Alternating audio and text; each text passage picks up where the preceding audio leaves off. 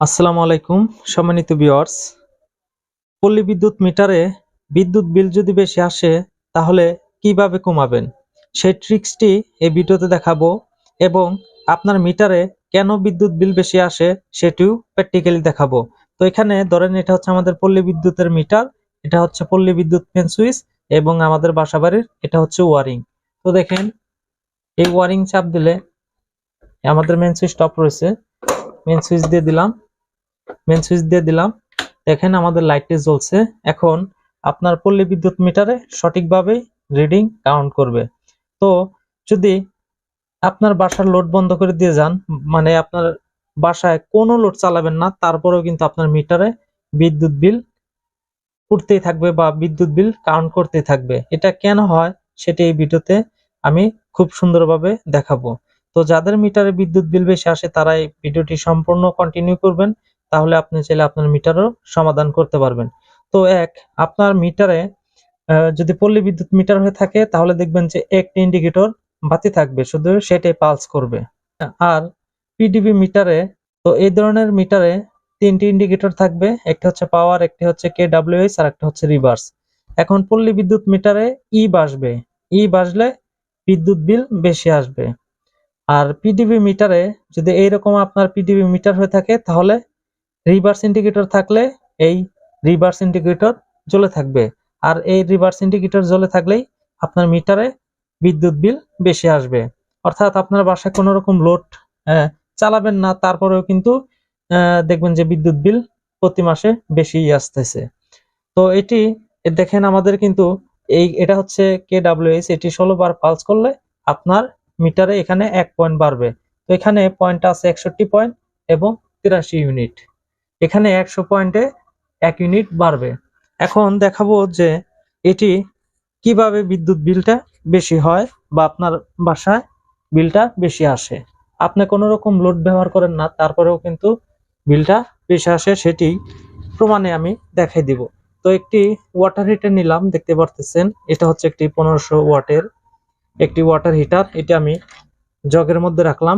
তো ভিউয়ার্স, এখন আমরা যে দেখতে পারতেছেন এখানে আমাদের লোড বন্ধ আছে, এই যে দেখতে পারতেছেন আমাদের 100 ওয়াট লাইটটি জ্বলতেছে। তো সেক্ষেত্রে এখানে আমাদের কেডব্লিউএস এটা সঠিকভাবে পালস করবে। এখন আমরা বাসাবাড়ির লোডটি একদম অফ করে দিব, অর্থাৎ আপনি মেইন সুইচ বন্ধ করে দিও, দেখবেন যে আপনার মিটারে এই কেডব্লিউএস এই ইন্ডিকেটর ফাল পারে কিনা বা দাব পারে কিনা বা পালস করে কিনা সেটি একটু এক নজর খেয়াল করে দেখবেন। তো এটি এখন প্র্যাকটিক্যালি দেখাবো। এখানে আমরা জগের মধ্যে ওয়াটার হিটারটি নিয়েছি।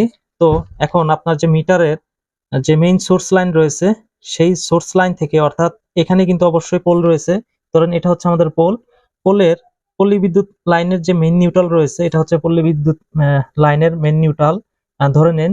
তো নেগেট তারের এটা হচ্ছে মেইন নিউট্রালের যদি জোর কম থাকে তাহলে কিন্তু আপনার মিটারে বিদ্যুৎ বিল বেশি আসবে।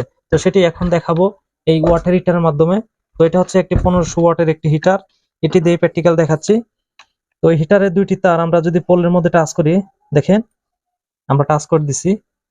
এখন আমাদের মিটার এটা যেহেতু পিডিবির একটি মিটার, সেহেতু দেখেন রিভার্স ইন্ডিকেটর জ্বলে উঠছে এবং আমাদেরকে ডাব্লিউএইচ ইন্ডিকেটরটি পালস করা শুরু করে দিয়েছে।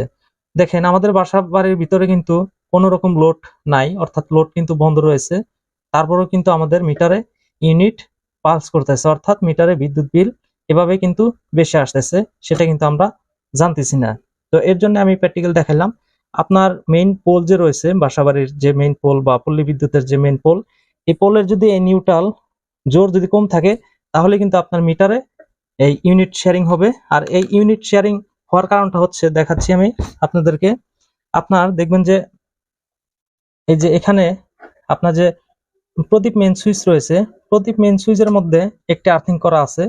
এখানে এখন কিন্তু ইউনিট পালস করতেছে না, কারণ এখান থেকে আমরা ওয়াটার হিটারের লাইনটি খুলে দিচ্ছি, এই যে দেখেন।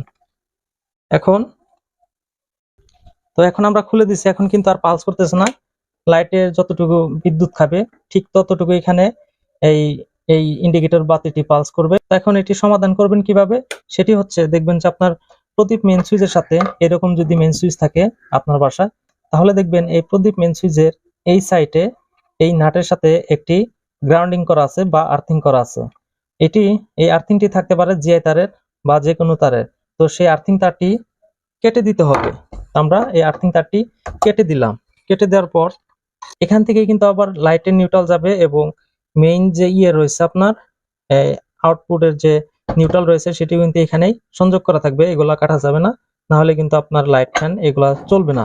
তো এখন আমরা এখান থেকে আর্থিংটি কেটে দিলাম। এখন এই আর্থিংটি কোথায় সংযুক্ত করবেন সেটি হচ্ছে আপনার মিটারে যদি বেস প্লেট খোলার অনুমোদন থাকে তাহলে এইখানে সংযোগ দিয়ে দিবেন, এই 2 নাম্বার টার্মিনালে।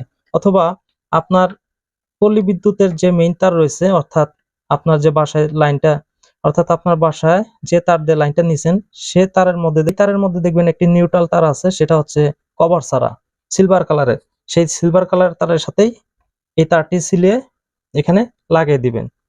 তার আগে অবশ্যই মেন সুইচ অফ করে দিয়ে নেবেন, তারপর এই তারটি কেটে এখানে লাগিয়ে দিবেন। তো আমরা দেখানোর ক্ষেত্রে এখানেই এই আর্থিংটি সংযোগ করে দিব।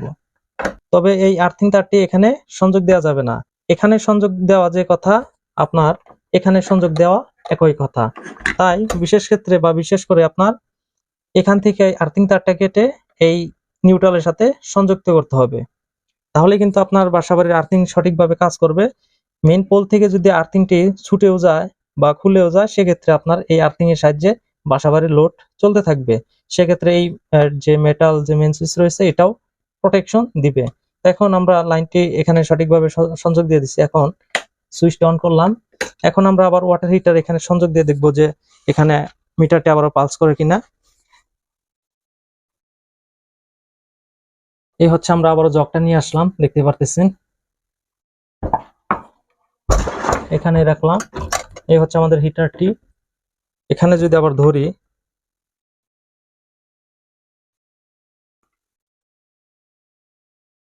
আমরা ধরছি, দেখেন আমাদের কিন্তু এই মিটারে আর পালস করবে না, কারণ আমরা যে আমাদের মেইন সুইচের সাথে যে আর্থিংটি সংযোগ করা ছিল সেটি এখান দিয়ে আপনার ইয়েটা চলে গেছে, এই ফেজটা এই আপনার ওয়াটার হিটার হয়ে ফেজটা ঘুরে এই নিউট্রাল দিয়ে আপনার মেইন সুইচে মাটিতে চলে গেছে, যার কারণে এখানে পালস করছে। তো এখন আর কিন্তু ইন্ডিকেটর পালস করবে না, কারণ আপনার ওয়ারিংটা এখন সঠিক আছে এবং এখানে আর রিভার্স বাতিটিও জ্বলবে না। রিভার্স জ্বলার কারণটাই হচ্ছে আপনার এই আর্থিং তারটি মেইন সুইচের সাথে সংযোগ থাকা, অথবা আপনার মিটারে ই বাসার কারণটা হচ্ছে এই মেইন সুইচের নিউট্রালের সাথে আর্থিংটি সংযোগ থাকা। তো আমাদের কানেকশনটি কমপ্লিট হয়ে গেছে। তো এভাবেই চাইলে আপনার মিটারের বিদ্যুৎ বিল কমাতে পারেন। তো ভিডিওটি দেখে ভালো লাগলে অবশ্যই লাইক করবেন, কমেন্ট করবেন এবং চ্যানেলটি সাবস্ক্রাইব করে চ্যানেলের সাথে থাকবেন। সবাই সুস্থ থাকবেন, ভালো থাকবেন। আল্লাহ হাফেজ।